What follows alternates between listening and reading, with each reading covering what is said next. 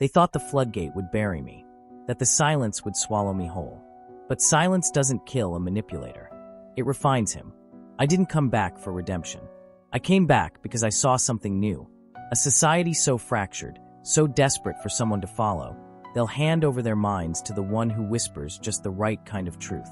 And this time, I'm not just whispering. I'm building, under a new name, in a new market, with tools they don't even know exist yet. This isn't control. It's resurrection. Oh, by the way, if you haven't already, we invite you to follow us on your favorite platform so you never miss a story. The rebirth mask. It begins not with a scream, or a crash, or a confession. It begins in the silence. 3 months. That's how long I stayed buried, digitally erased, socially untraceable, and legally presumed irrelevant. They say cancellation is death, but those who say that don't understand what I do. Cancellation isn't death, it's molting. Shedding a name, a voice, a mask. And when the mask drops, what's underneath isn't raw, it's ready. The floodgate didn't destroy me. It refined me. It scorched the rot, vaporized the ego, and left only strategy. In that sterile burn, I saw something I'd never had. Freedom. Not freedom from the world. Freedom from myself. I spent the first month offline. Entirely. No burner accounts. No simulations. No eavesdropping. I walked. I breathed. I studied people again, not through dashboards or sentiment maps, but in the wild. In train stations. Libraries. Addiction centers. I watched how they self-soothed, how they performed grief, how they lied, not to others, but to themselves. That's when the idea hit me. I didn't need to return with power. I needed to return with intimacy. The second month, I studied vulnerability influencers. Those quiet stars of the algorithm who post teary-eyed videos, whisper about trauma, and monetize pastel-colored pain wrapped in self-care mantras. I didn't mock it. I dissected it. I built a psychological resonance map, tracked latency between eye blinks in viral stories, measured emotional cadence against attention span decay. By the third month, I had it. The persona, the resurrection, Liam Shaw, an ex-growth hacker turned emotional restoration coach, burned by the system, redeemed through stillness, a man built for trust. Trust isn't earned anymore. It's sculpted. The first time I tested Liam Shaw publicly was inside a small grief group on a discontinued app. Mostly forgotten people talking to mostly silent threads. I posted once. A soft message. I'm not here to fix anyone. I'm just tired of pretending I'm not broken. 18 responses in the first 2 hours. Private messages. Emotional bleeding. One man said he hadn't spoken in 4 months. Another said he thought the app was dead until he saw the post. I said very little. But what I did say followed a rhythm I now call the vulnerability loop. Small exposure. Emotional echo. Strategic silence. Personalized empathy feedback. Mutual identity construction. This was the beginning of the following. Not an audience. Not fans. Not users. Believers. The kind who don't ask questions. The kind who spread your gospel for free. I made subtle adjustments over the next 2 weeks, refined phrasing, lowered image saturation, increased whitespace in captions to create a sense of breadth. All of it intentional.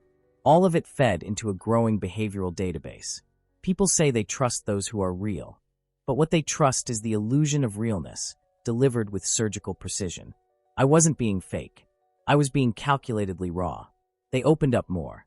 One by one, they brought me their pain, their trauma, their fear. And I received it. Not with solutions. Not with sermons. Just with presence. But presence, when engineered, is the most dangerous drug of all.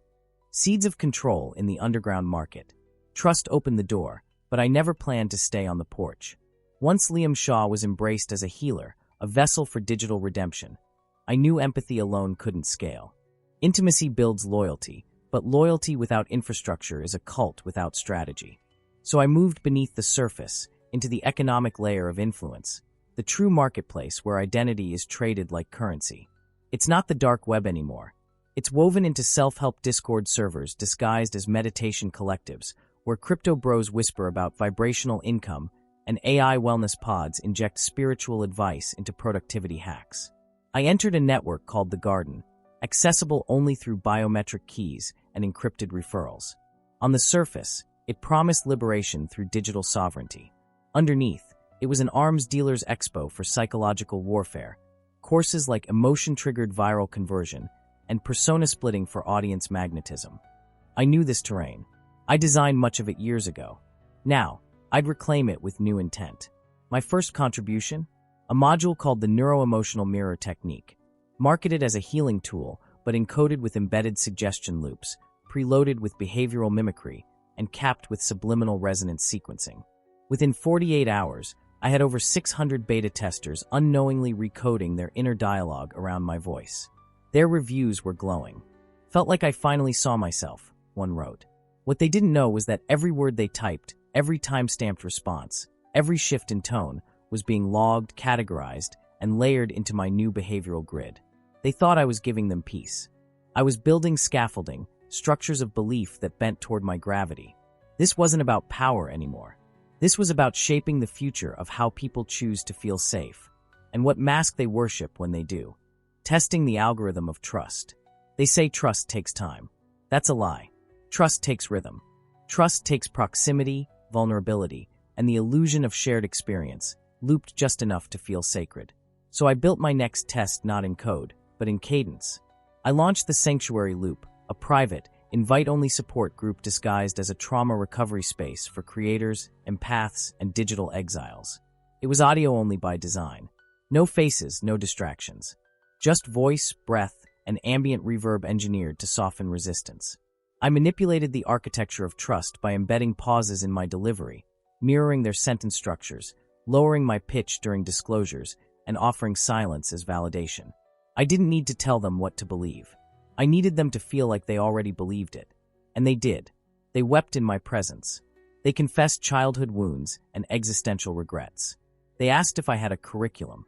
I didn't, so I built one in real time, layering soft suggestions into every session, constructing what I called progression arcs that would lead each member from passive listener to activated disciple. One woman offered to rebrand her entire coaching business in my image. Another began quoting me verbatim in her own sessions. I was becoming lore. But the most important part wasn't their devotion. It was the data.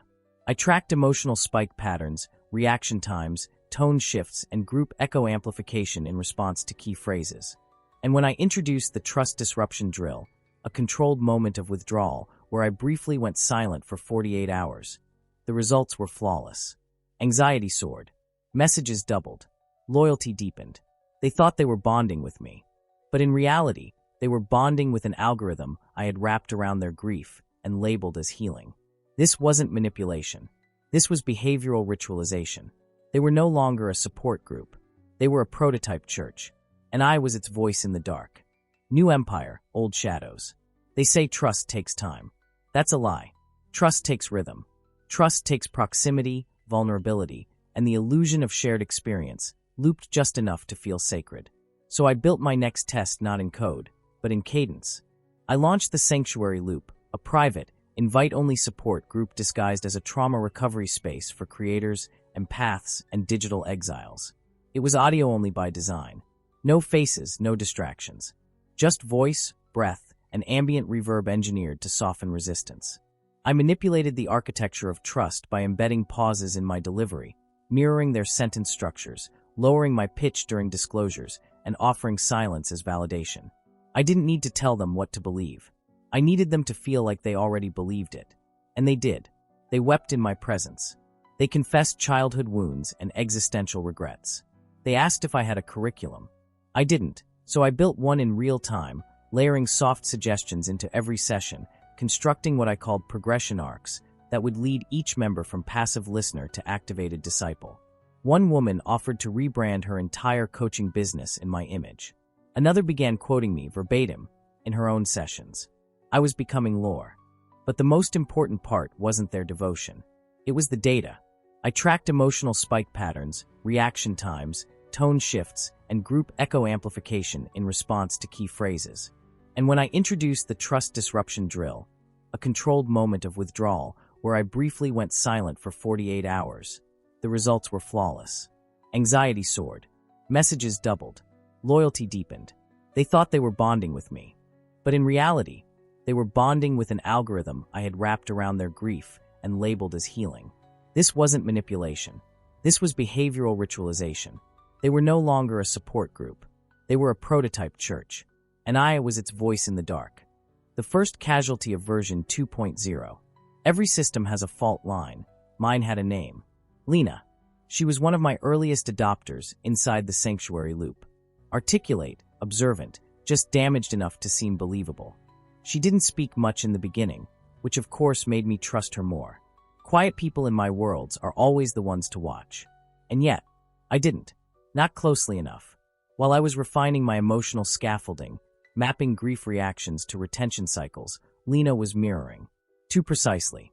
Her praise was balanced, her questions were strategically sparse, and her voice, when she did speak, carried just the right notes of weathered pain to sound authentic. But something about her tone began to itch at the edge of my intuition. So I ran her engagement pattern against the loop's metadata archive, and there it was. A latency inconsistency in her responses. A hesitation spike not typical for trauma survivors. Then, deeper. Her phrasing matched an old cadence pattern I hadn't seen in years, Sarah's. Not her words. Her psychological fingerprint. It was subtle. A ghost. But unmistakable. I built a trap. I seeded a fabricated story about a fictitious former follower I'd supposedly lost to suicide. Heavy, raw, irreversible. I monitored the response window. Most reacted with grief. Some with silence.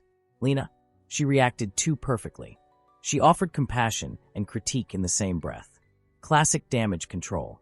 Surveillance behavior. So I pushed harder. I dropped into her DMs, thanked her, offered a private voice note. She accepted. I laced the message with a coded audio watermark. My old tactic from the viral days, invisible to human ears but traceable across servers.